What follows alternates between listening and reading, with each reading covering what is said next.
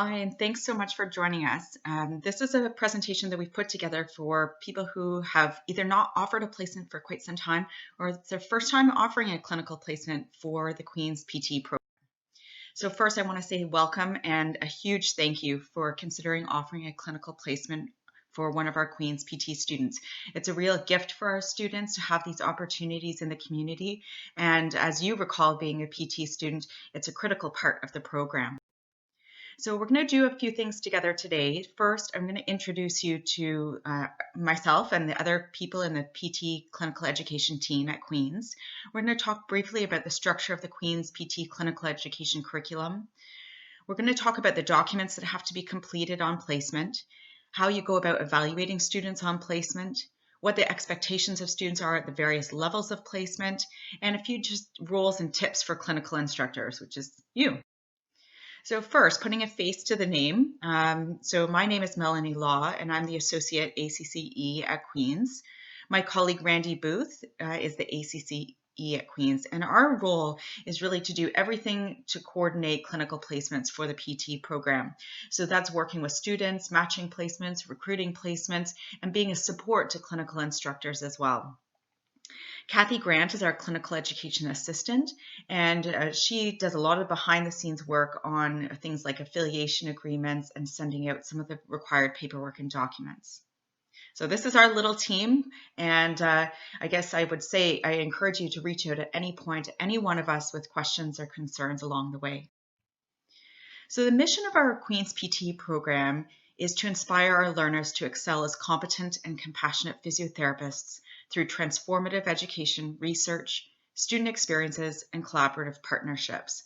And you can see embedded in all of that is the idea that we're in this together as a partnership with the students as stakeholders, but also with our clinical partners as stakeholders to create these incredible experiences for students to become entry to practice physiotherapists ultimately at the end of the program. Our program is a 2-year, 24-month clinical master's program. So students will graduate with a master's in physiotherapy when they complete the program. The program is structured so that we have clinical placements embedded or interwoven throughout the academic blocks. So students enter the program, do an academic block, and then they'll go and put those skills into practice with you as a clinician out in the real world. And then they come back and do another academic block and then have an opportunity at another placement. So the program is structured so that we go back and forth between practicing skills and getting didactic lectures here on campus, and then going out into the world with you as a clinical instructor to practice those skills in a real life context. The great thing about our program is that clinical placements make up about 1/3 of the program. So students have an opportunity for quite a bit of time out in practice, which we just can't replicate here on campus. Students complete 5 clinical placements over the 2-year program, and they're usually each 6 weeks in duration. So those are full-time placements, which means that each placement should be a minimum of 210 hours. We generally have a little bit of flexibility built into the program. So if you're a clinician who works part-time, it would be fine to stretch that placement to over 7 weeks and have them be there with you 4 days a week, for example. But overall, generally we have 5 placements, 6 weeks in duration, each a minimum of 210 hours or full-time placements. Over the course of their entire time in the program, students generally accumulate a minimum of 1,025 hours, but many students achieve more than that in their time. And students also participate in clinical education prep sessions at Queen's. So we want them to arrive on scene, not just armed with information from their practice skills in their labs, but also information about how placements work. And so we hold sessions with them in advance of each clinical placement to talk about things like how they apply for placements, what our catchment area is, what documents they need to be filling out, what the expectations are for each clinical placement. And we also talk about things like professionalism and practice some real life clinical skills like SOAP note and documentation together. This is a strange year because of COVID-19, and unfortunately, it's had an impact on our students and our program. We've worked very hard to alter the program so students still have opportunities, and our clinical partners have worked very hard as well to adapt with us to this very changing and transient environment. This is the structure of the program for the 2020-2021 year, just so you have a sense of what it generally looks like.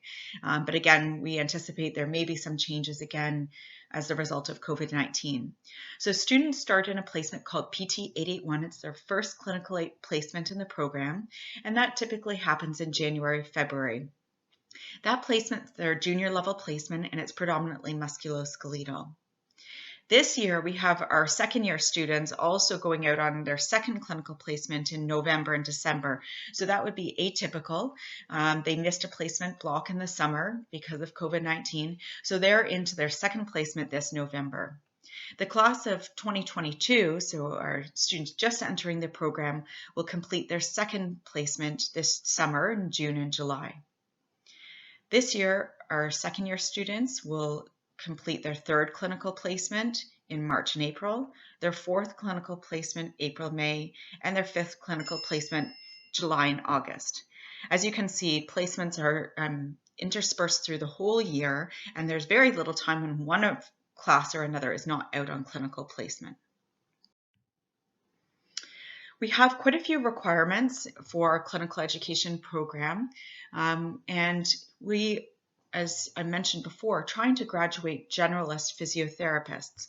And to do that, we want students to have the breadth of experience in their clinical rotations in all of the different areas of practice that we can, or many of the different areas of practice that physiotherapists work in, and work with different populations as well, so that they can have that experience and exposure, get to know what the breadth of the profession is, and also hopefully find their passion in physiotherapy.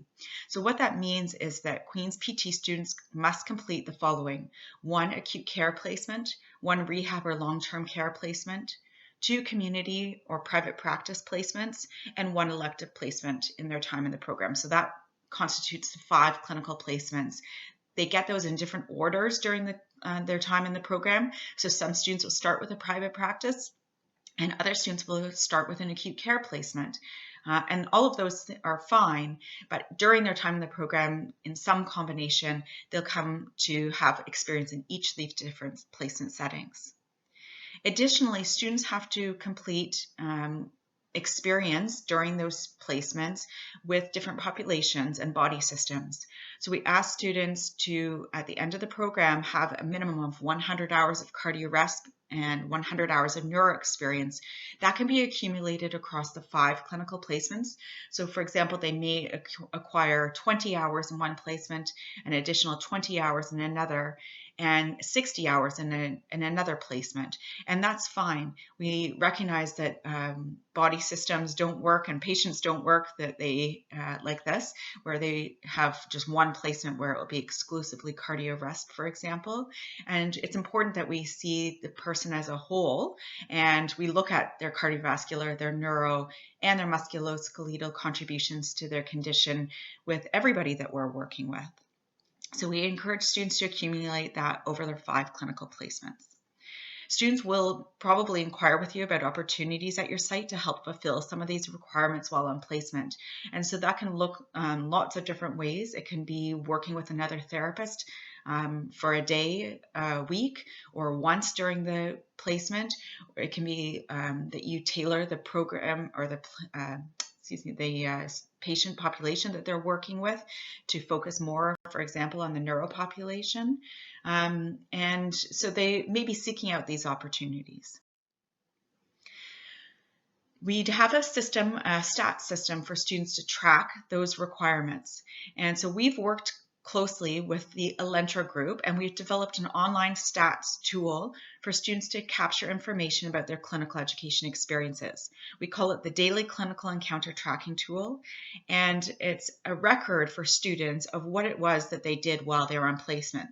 So each day, students will enter information about their experiences on placement. There'll be no patient identifiers, but students will enter information about the conditions that they saw that day, the treatment approaches they used, and also break down how much time they spent with cardiorespiratory, neuro, or musculoskeletal interventions and assessment. As a clinical instructor, you're going to receive an email link at the end of each day or early the next morning with a summary of the stats that the student captured.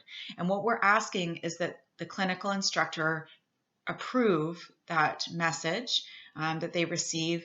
So scrolling and scanning through what the student recorded for the previous day and acknowledging whether that looks accurate or not.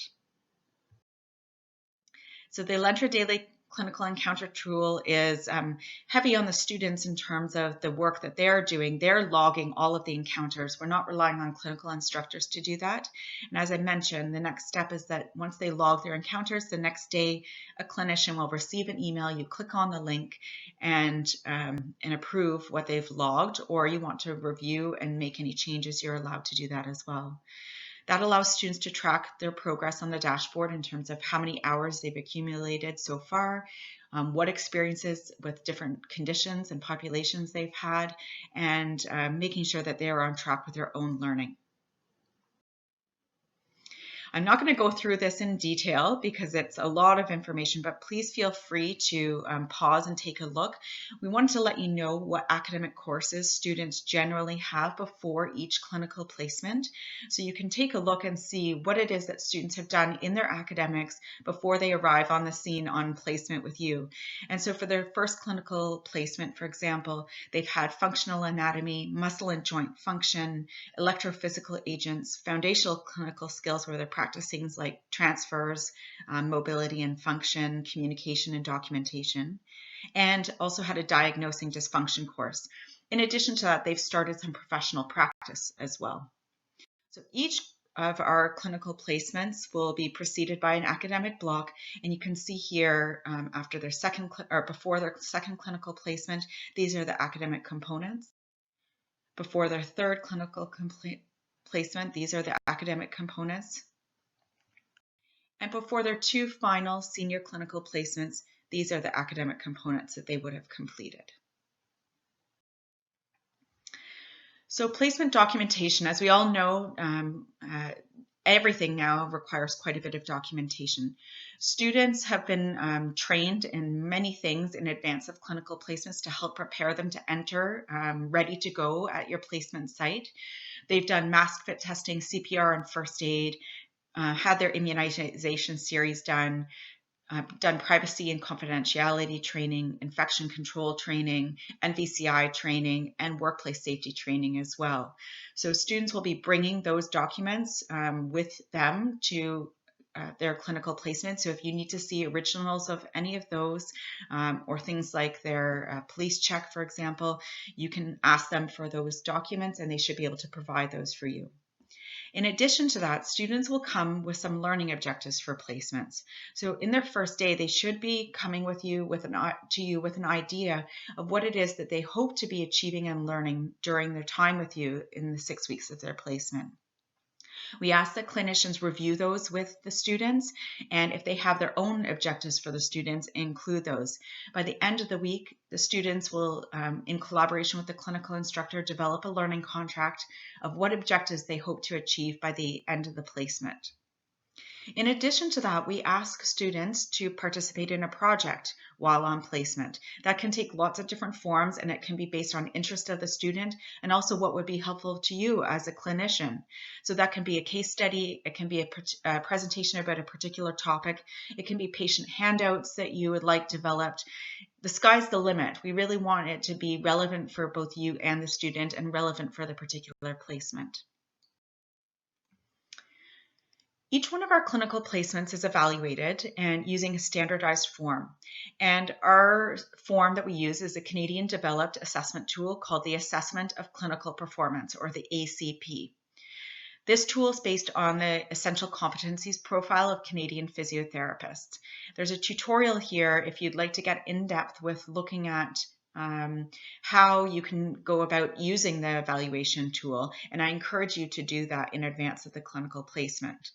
The idea is that we're asking, in all of the different domains and roles of a physiotherapist, we're asking you as a clinician to evaluate where students are in terms of their progression from a beginner to an entry to practice physiotherapist. And so each clinical placement will have 2 points of evaluation. Clinical instructors are asked to fill out the ACP to evaluate students at the midterm point, which is usually around the 3-week mark. And that's an opportunity for students to receive feedback and get to know where it is that they, what they should continue to do, and areas where they need to work on and improve upon for the second 3 weeks of their clinical placement. So you'll evaluate them again at final at the 6-week mark. The evaluation should take you no more than 45 minutes to complete.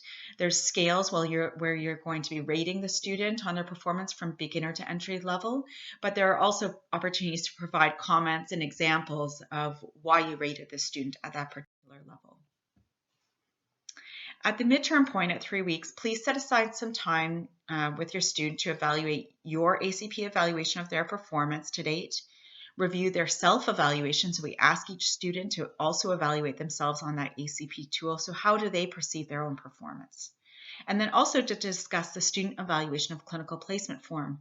So that's a form that students fill out to give the clinical site and clinical instructor some feedback about how their caseload's going, how the orientation went, some feedback basically about the onboarding process and how they feel the patient caseload is going so far. We're asking you to do the same thing. Set aside some time at the final 6 weeks to review all of those documents again. At the end of the day, your final evaluation is a recommendation to the School of Rehab Therapy for a final grade. As a course instructor, I assign the final grade, but we work closely with clinicians and use the feedback that's provided in the comments and the grading on the ACP as a strong indicator of the student's performance in their clinical rotation. Each clinical placement has a progression of where we would expect students to be. You can imagine that at the beginning of the program, we don't anticipate that students will be at entry to practice level, but we do hope that they progress across their time in the program. So for their first clinical placement, we would anticipate that they would be at the advanced beginner level by the end of the clinical placement. By their second clinical placement, we would anticipate that they would be somewhere between advanced beginner and intermediate. By their third clinical placement, that they achieve at a minimum the intermediate level. By their fourth clinical placement, that they're at the advanced intermediate level. And finally, by their last clinical placement, that they're approaching or at the entry level or entry to practice level, ready to go out and practice independently on the different domains. I'll note that each item on the rating scale has an associated description of what that performance should look like for a student to be rated at that level. So on the ACP, when you have access to the ACP form, which you'll receive electronically, you'll see that there are anchor descriptors on the ACP form which give you details about how to rate each level of performance. In general, we rate performance from junior to entry to practice, considering how much caseload and what kind of complexity the student is able to work with. We also consider how independent they are with that particular caseload. So for a junior level student, we would imagine they would work with less than 50% of your current caseload by the end of the 6 weeks of placement. That they would be approaching independence with some simple cases, but they need guidance for more complex clients. And they need some guidance with problem solving and application of techniques. As they move to the intermediate level, we imagine that they're able to work with 50 to 75% of your caseload fairly independently by the end of the placement. And they need some guidance and feedback for complex cases, but are able to articulate rationale and evidence-based assessment and treatment choices for simple approaches and cases, and needing a little bit more support still for some of the complex patients that you might be working with. For senior level placements, as they're approaching the end of their clinical program, we would anticipate by the end of the placements, they would work with approximately 75% of your current caseload, and they can problem solve and communicate about simple and complex cases and work in a more complex environment by that point. A more comprehensive list of placement expectations will be sent with each placement in an e-package And so you'll get an email with details about what we anticipate each level of placement, what the student should be able to do by the end of the clinical placement. Few additional notes in terms of missing time on clinical placement. We treat clinical placements like work, and students can miss up to 2 days of placement due to illness or bereavement only. Beyond that, we would anticipate the student would need to make up some time on clinical placement with you. That goes on the converse as well. If you're away for a course or if you're experiencing illness as well and it's more than 2 days, then we would hope that the student would be able to join you and make up some of that time at the end of the placement. If the student's requesting time away from placement, please just direct them back to either Randy or myself, and we'll work with the student to determine if it's a reasonable request, and then we'll reach out to you as the clinical instructor to determine how we can best work with that in your caseload. If you have any questions or concerns before, during, or after the placement, Randy and I are here for you. That's our job. We are liaisons between the school and the clinical site and clinical instructors, and we appreciate clinicians reaching out with questions. So at any point, feel free. When in doubt, contact us at Queen's. I'm going to go quickly through a few other points about being a clinical instructor, as this is probably a new role for you. We look at you as primarily a clinician with a primary responsibility of caring for the patients that you're working with. You're allowing students to come along and have these opportunities in a clinical site with you, which is wonderful, an incredible opportunity to get their feet wet. You are a role model for the student. You socialize them to the PT profession, and to some degree, you're an educator as well, although the student should be coming well prepared from their academic blocks into the clinical site, and the expectation is not that you're teaching them everything about the physiotherapy profession. Clinical instructors are not intended to be best friends, and you don't have to feel that you need to have a close friendship relationship with the student, but working alongside them as a colleague and shepherding them through becoming a professional physiotherapist is what we hope. You are not an expert in all things. You're not a walking encyclopedia, and students are encouraged to look things up for themselves if they have questions or concerns. And it's fine for you also to say that you're not sure about something and ask students to look that up as well. You are not responsible, as I mentioned before, for teaching basic professional skills, and you're not responsible for passing or failing the student on your own. As I mentioned, you make a recommendation to the clinical program about the performance of the student, and we have ultimately assigned the grade. Who can be a clinical instructor? So generally what we ask is that the clinician has worked for at least 1 year since graduation. You can be part-time or full-time, and we work with clinicians often who share supervision of a student. And so if you're a part-time employee or you choose, because of your caseload, to only supervise the student part-time, that's completely fine, and we can work to partner up with another therapist who would supervise the student for the other portion of the placement. We ask that you be registered and in good standing with the College of Physiotherapists. We ask you to abide by Queen's University policies and procedures for clinical placements, so things like agreeing to fill in and complete the clinical evaluation of placements, and complying with the College of Physiotherapists of Ontario standards for professional practice or the college where you reside as a clinician. So what are the requirements and expectations of clinical instructors? We really ask that you are committed to working with the student and providing supervision according to the supervision standards for your particular college. So making sure that you feel confident and comfortable and that you've assessed and evaluated the student enough in terms of their performance if you're going to let them be independent with patients. We hope that you can provide some ongoing feedback to the student. So giving them some day-to-day or case-by-case feedback on the fly is very helpful for their learning. Giving them feedback about their documentation is very helpful for their learning. We have those 2 formal points of assessment at midterm and final, but beyond that, we hope that there's feedback throughout. We hope that you have an interest in mentoring and teaching and enthusiasm for the profession. We don't think you'd offer or be here if you didn't have all of these things, but these are our basic expectations for clinical instruction. There's a lot of benefits for you as a clinical instructor to have students with you, and we hear this again and again from our clinical community. Students bring energy with them, and they help to have clinicians stay current with their knowledge and best practice as students bring information from their academics as well. It connects you to the next generation of clinicians. It helps you to contribute to the profession. You're developing leadership skills and can provide some rejuvenation or energy back to your own work. It's an opportunity for you to connect with the university as well.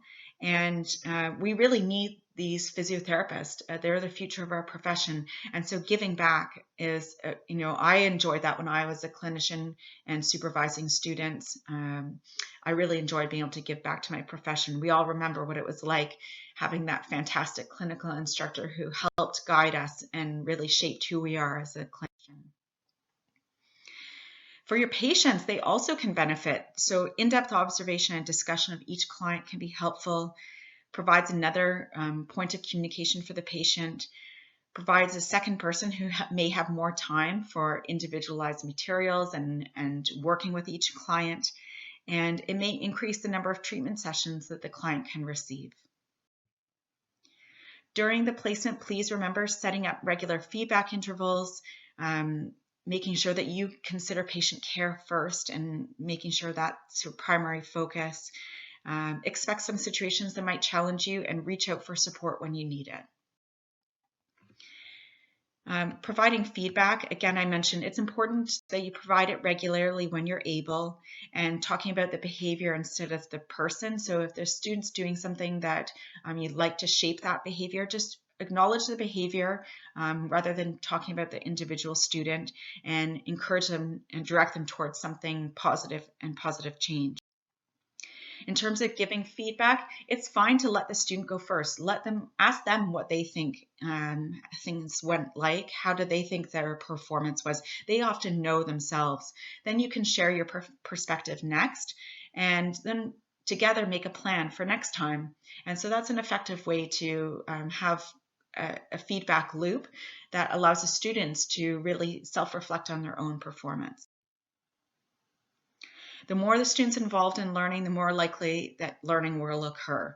So as you know, if you let the students set their own goals, take some responsibility in an increasing way appropriate for their level of training, have them rehearse tools ahead of time and practice, get a look at the evaluation form ahead of time, all those things will help the student and give them responsibility to do that.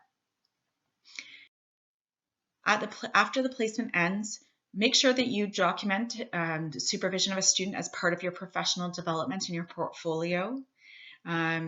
Reflect on whether the placement experience met your expectations. Please connect with Randy and I at the school if there's anything that you think would have been helpful for you to know about ahead of time.